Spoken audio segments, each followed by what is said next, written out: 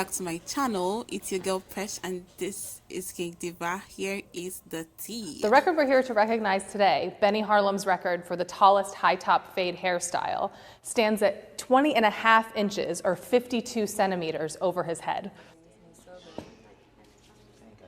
It's a bit of an intersection between a human body record and a human achievement record.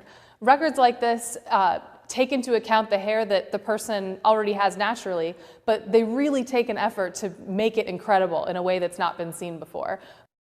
Okay, Brian. I think when you angle his head up, they'll probably look more better. All right, guys, let's get it going. We've never seen a hairstyle quite like Benny's.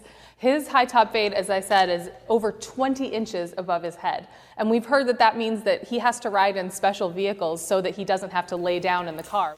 So a lot of people have been badgering this guy online, Benny Harlem. They say he sells fake products. They say his products don't work. That was this time that he actually took over the shelf kind of products and he was making them into his own and he was selling them for like ridiculous prices. So a lot of people were saying that his daughter's hair, which is what you're seeing right now, isn't natural, that she had like an implant. From her edges you can see that she actually doesn't have like full edges. I think in my opinion that I love black women, African women, whether African American or just you're purely African, we're obsessed with very long hair. We're obsessed with the African hair just existing in a long state. We're literally obsessed with hair, African hair that is long, and it's disturbing because when you see an African girl with a long hair, the first question is like, what? Are you sure that is your hair? Like, nobody literally believes it. Nobody thinks the African hair can grow longer than like say 16 inches. Like, nobody believes that. If anybody sees your hair and it's longer than 16 inches, the look they give you is like you're some goddess that dropped from heaven or something. So I just feel like whatever thing he's doing for his daughter's hair, whatever thing he's doing on his own hair, you know, it's cool. It's amazing to watch, to be honest. Like, watching this is like liberating, like it's beautiful. But at the same time, let's not kill ourselves over hair products. If your hair is short, just focus on keeping your hair clean, you know, doing your wash days properly, doing like the bare minimum that you have to do for your hair to be properly catered for. Don't do ridiculous hairstyles that keep tension on your hair. You know, try to do the most you can. And for most of us African women, we actually didn't start very early to groom our hair. We didn't start. A lot of us started maybe 4 or 5 years ago. We didn't start from like when we were 3 or 2 or even 5. So you can understand that your growth rate now and your growth rate then is practically different. So whatever the case, just try to look beautiful in your own hair and don't kill yourself over length. It's not really a big deal. There's some very big, I don't know if you guys know Natural has literally cut her hair short. I was so bummed. I was so amazed. Like, she literally cut her hair short. These are some of the things that people were saying on Twitter about him, and it could appear to be true, but then again, use your head, use your sense. Don't come and fall into the hands of a man that is actually out there to just take your money and give you some stuff that isn't like, you know, some stuff that can actually grow your hair. And on the other hand, if you can actually afford his $500 products, then go ahead.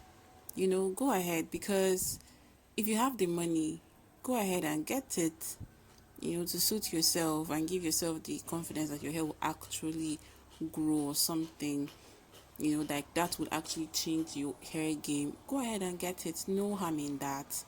But if you know you can't afford it, my sister, my brother, just stay where you are, okay, and manage what you can actually afford.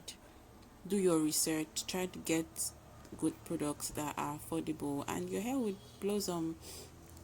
It doesn't have to be the extremely expensive hair product that you would use. It doesn't have to be that. You understand? So that's what I just think that everybody should stay in their lane. And the thing about hair products is it has to be consistent. Consistency is the game. Do you know if you just use your normal um Nigerian shea butter or African shea butter on your hair consistently, you will notice some very good difference in your hair strands. So just pick something that can work for you, or pick a few and maintain it. If you want to still go for his products, go ahead. But please, if he scams you, don't come and be screaming online, because all I'm going to do is tell you sorry.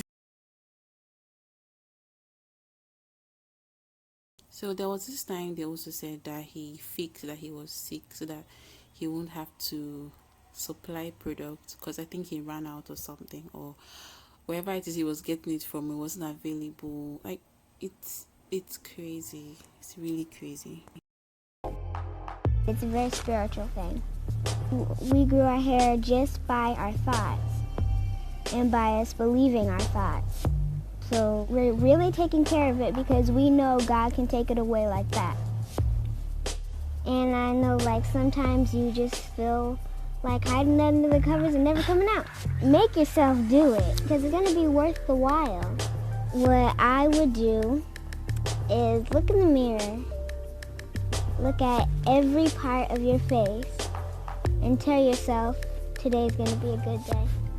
To show my people and all people how to overcome and become.